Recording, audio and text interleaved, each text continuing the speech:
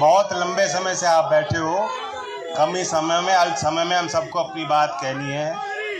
और बड़ा सौभाग्य है, चौधरी अजीत सिंह जी की भी जब आखिरी सभा भरतपुर में थी, उस सभा में, चुनाव में वो आपके यहाँ आए, वो बेहद खुश होते आज आपके जोश को देखकर और लोकदल के इस सिंबल और इस झंडे को लेकर जो इस तरह आपने भरतपुर में इसको संभाल के रखा है और फहराने का काम किया है। अशोक गहलोत जी,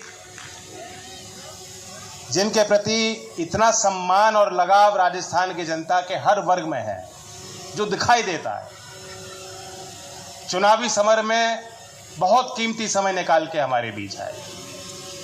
मैं श्री विश्वेंद्र जी को, जो मेरे आदरणीय हैं, अनुभव में भी बड़े हैं, उम्र में भी बड़े हैं, और इस अवस्था में बीमार होने के बावजूद यहाँ आए और घंटों मेरे साथ वो बैठे मंच पे, आपकी बात सबकी सुनी और ब्रज के इस रंग में वो रंगे ही हुए हैं।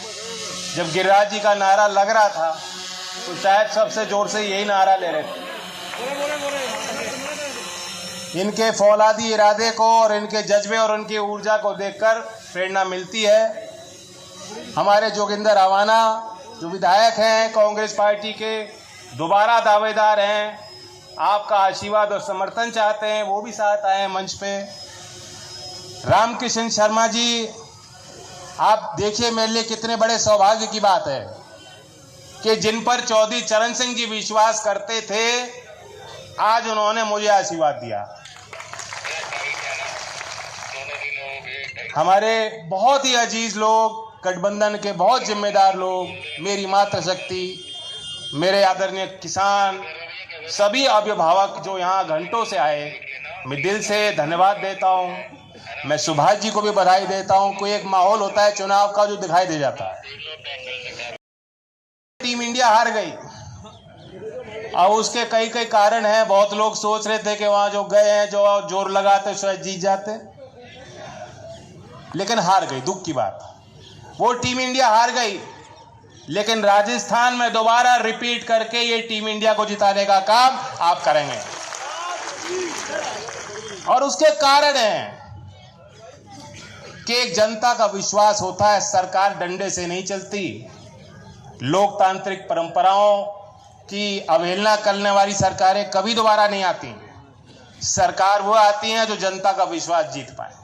सार्वजनिक जीवन में जो नेता एक बार झूठ बोलता है, कभी कभी चल जाता है, और जो बार बार आपके बीच आके बड़ी बड़ी बात कहेंगे और झूठ बोलेंगे, वो कामयाब लंबे समय तक हो नहीं सकते। अब विश्वेंद्र जी कह रहे थे, उन्होंने तो बहुत एक अच्छा नाम दिया है, मैं तो नहीं कहूँगा। वैसे ही एक नेता आए हैं, 18 तारीख को आए। हम तो उम्मीद करते कि वो याद करते कि 19 अक्टूबर की तारीख कौन सी थी। 18 अक्टूबर में लोहागढ़ में खड़े होकर उन्होंने कहा क्या दुनिया भारत का लोहा मान रही है, और क्योंकि उनको शौक है अपना नाम सुनने का, आप बताइए, उन्हीं के नाम पे स्टेडियम, उसी स्टेडियम में खुद जा रहे हैं। हमारे यहाँ परंपरा नहीं थी कि जीवित व्यक्ति कोई कितना अच्छा क्यों ना हो कि अपने नाम से कोई संस्था बनवाए। ये परंपरा नहीं है हमारे यहाँ कभी। लेकिन चलिए, वो आए तो उन्होंने कहा हमारा डंका बज रहा है दुनिया में, क्यों बज रहा है? तो लोगों ने नाम लेना शुरू कर दिया, जो आते हैं उनके रंग, उसी रंग में जो पुत के आते हैं, उन्होंने नाम लेना शुरू कर दिया। कितनी बड़ी बात है। ये देश का डंका अगर दुनिया में बज रहा है, इसलिए बज रहा है क्योंकि दुनिया में हमारा नाम है। व्यापार के क्षेत्र में, मंडी के तौर पे, हमारी संस्कृति, हमारा लोकतंत्र, वो इतना मजबूत कल भी था और आज भी है और कल और रहेगा। उसका श्रेय देश की जनता के पुरुषार्थ को जाता है, यहाँ के किसानों को और यहाँ के नौजवानों को जाता है, इस मातृशक्ति को जाता है। किसी एक व्यक्ति को देना बेहद गलत। वो आए, उनका तो रिश्ता सबसे निकल आता है। सब जगह जाते हैं, कहते हैं मेरा पुराना नाता है। मैं 30 साल पहले जब जंगलों में जाता था, उससे पहले यहाँ घूम के जाता था। लेकिन शायद लोहागढ़ से कोई पुराना रिश्ता नहीं निकाल पाए। कोई बात कही उन्होंने रिश्ते की, रिश्ते की बात तो देखो मैं कह सकता हूँ। यहाँ हमारा रिश्ता है, चौधरी चरण सिंह जी का रिश्ता है कि नहीं मानते कि नहीं मानते? और नौवार चाहिए तो नौवार भी है, और रावत पाल चाहिए तो रावत पाल भी है, और सादाबाद हो, मथुरा हो, आगरा हो, जहां रिश्तेदारी करानी हो करा लो।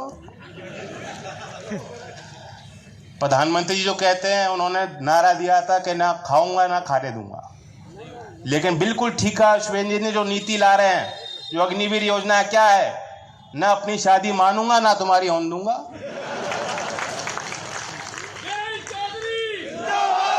तो अगर घर को सजा के रखना है, बच्चों के भविष्य को उज्जवल करना है, तो राजस्थान की सरकार ने रास्ता दिखाया।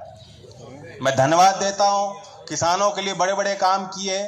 एक ऐसा काम है जिसका जिक्र चर्चा इस मंच से नहीं हुई, और उसी के आधार पर मैं संसद में अपना एक प्राइवेट बिल तैयार कर रहा हूं। राजस्थान शायद देश में दूसरा राज्य बना जिसने किसानों के लिए उनके वित्त से, उनके ऋण से उनको मुक्ति दिलाने के लिए एक नए संस्था का गठन किया। तो डेट फाइनेंस रिलीज कमीशन आपने बनाया है, कानून बना के विधानसभा से पारित करके एक संस्थागत तरीके से, बुनियादी तरीके से आपने समझा कि किसान की पीड़ाएं कहां हैं, कहां वो महसूस करता है।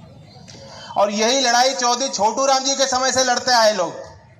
चौधरी चरण सिंह जी ने छुटकारा दिलाया कि महाजन के चुंगल से, जो अव्यवस्थित क्षेत्र के चुंगल से जो पैसा जुटा के खेती करता है और महंगी उसकी खेती हो रही है, और ऋण में जो डूब जाता है, उस किसान और किसान परिवार को बचाना हो। तो उसी तर्ज पर मैं संसद में भी अपना एक मसौदा तैयार कर रहा हूं, और कांग्रेस पार्टी का भी हम सहयोग मांगेंगे जब संसद में वो रखा जाएगा।